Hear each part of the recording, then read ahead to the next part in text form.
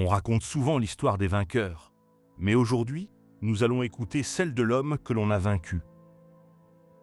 Son nom est Soumaoro Kanté.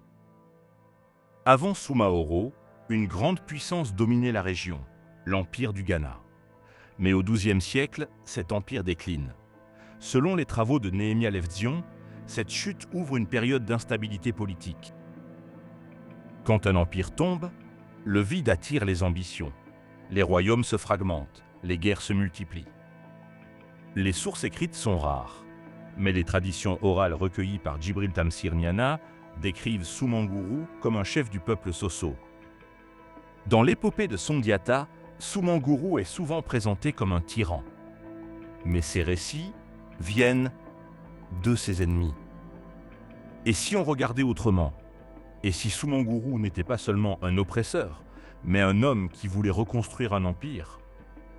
Dans un monde instable, un chef fort peut devenir nécessaire. Soumanguru commence à étendre son influence. Il organise une armée structurée. Il impose l'ordre. Selon plusieurs analyses modernes, ce type de pouvoir centralisé est souvent perçu comme brutal, mais il peut aussi stabiliser une région en crise.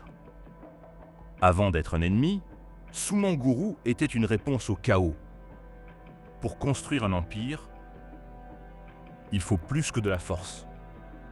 Soumanguru transforme le royaume du Soso en puissance régionale. Il contrôle les routes commerciales, or, sel, circulation des richesses. Les griots racontent qu'il possédait des pouvoirs.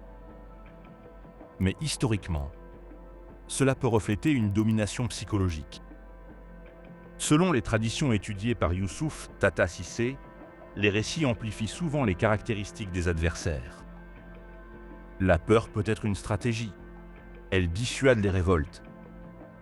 Soumanguru conquiert plusieurs territoires. Il impose son autorité. Est-ce de la tyrannie ou une tentative d'unification? Mais plus un pouvoir grandit, plus les résistances apparaissent. Le Soso est puissant, mais il commence à inquiéter. Deux hommes, deux visions, un seul destin possible. Soumanguru domine désormais une grande partie du Mandé. Les chefs locaux sont soumis, mais certains refusent. Un nom circule, un ancien prince, Sundiata Keita. Pour Soumanguru, Sundiata est une menace, mais aussi un inconnu. Dans Sandiata, ou l'épopée mandingue, Feur, le conflit est présenté comme une opposition entre bien et mal. Mais dans une lecture historique, il s'agit surtout d'une lutte pour le pouvoir. Soumanguru renforce son armée. Il prépare la confrontation. Quand on est au sommet, on craint toujours la chute. Deux visions du monde ne peuvent pas coexister. L'histoire se prépare à basculer.